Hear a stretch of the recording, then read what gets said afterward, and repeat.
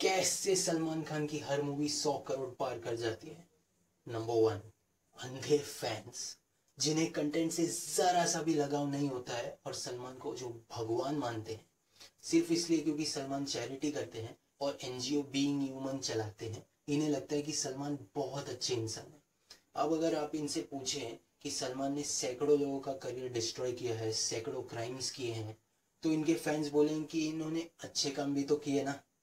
ये बिल्कुल वही माइंडसेट के लोग हैं जो पाब्लो एस्कोबार को अच्छा आदमी मानते थे क्योंकि वो उन्हें पैसे दान करता था।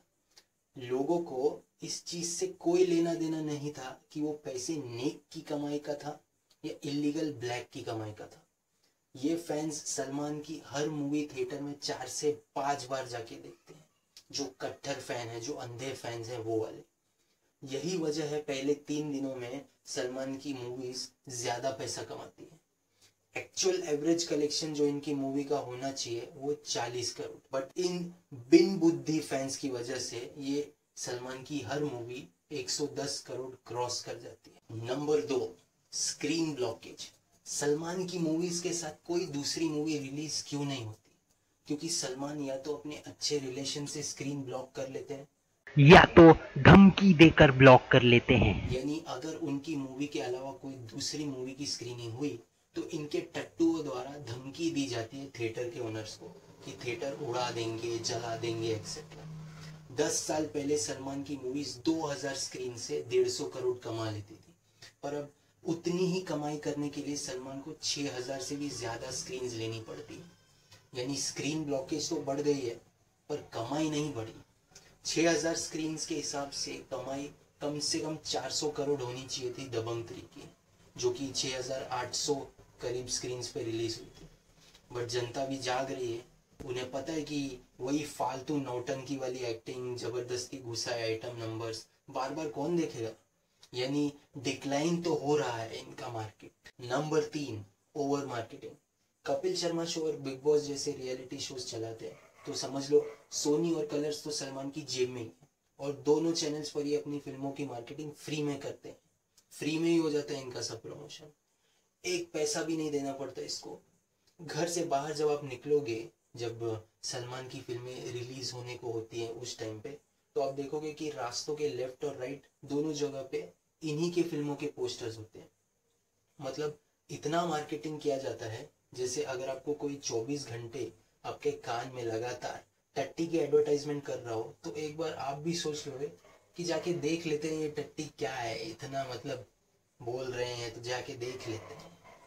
Number 4, distribution monopoly. जब सलमान की मूवीज रिलीज होती हैं तो ये डिस्ट्रीब्यूटर्स पर प्रेशर डालते हैं कि अगले 3-4 हफ्तों तक किसी भी दूसरे मूवीज को डिस्ट्रीब्यूट ना करें ताकि सिर्फ सलमान की ही मूवीज चलती रहे थिएटर्स में। और जब ऑडियंस को कोई चॉइस नहीं मिलेगा तो सलमान की ही मूवीज देखने चले जाएंगे। दूसरों की फिल्मों को रिलीज ना मिल सके इसलिए ये पैसे भी देते हैं डिस्ट्रीब्यूटर्स को।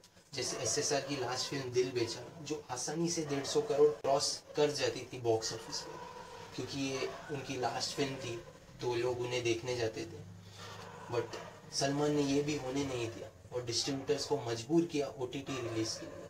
अब क्योंकि ओटीटी पे तो लोग फिल्म देख के 2 दिन में भूल जाते हैं, बट बड़े स्क्रीन पर देखकर लोग काफ़ी सेंटिमेंटल हो जाते हैं। तो ये चीज़ इन्हें पता है, इसलिए इन्होंने ये चीज़ होने ही नहीं दिया, रिलीज होने ही नहीं दिया बिग स्क्रीन पर। और वैसे भी इनके सलमान खान के करीबी लोगों का इन्वॉल्वमेंट है एसएसआर के मर्डर में, इसीलिए इन्होंने ऐसा किया। Number 5, PR activity. Film release के पहले फेक न्यूज छापे जाएंगे जैसे बीइंग ह्यूमन ने 500 साइकिल दान कर दी, जबकि रियलिटी में तो दान करी होती है बट सिर्फ 50 साइकिल दान करी होती है। तो ये 450 साइकिल्स का झूठ बोला जाता है। अब ये सब न्यूज कौन वेरीफाई करेगा? कोई नहीं करता वेरीफाई और पब्लिक पर इसका बहुत बड़ा प्रभाव पड़ता है। फिर इन्हें अच्छा आदमी समझकर लोग इनकी फिल्में देखने चले जाते हैं। अगर कोई सलमान को अच्छा नहीं भी समझता हो तो उसे लगेगा कि शायद इसे अपनी गलतियों का एहसास हो गया है और ये अपने पापों का प्रायश्चित कर रहा है, तो उसे भी लगेगा कि जाके देख लेते हैं इसकी movie. Number 6, fake box office reporting. जो भी इनकी मूवीज फ्लॉप होती हैं उन मूवीज के नंबर्स भी जबरदस्ती 100 करोड़ के पार दिखाए जाते हैं ताकि लोगों में ये सेंटिमेंट बना रहे कि सलमान की तो फ्लॉप मूवी भी 100 करोड़ क्रॉस करती है।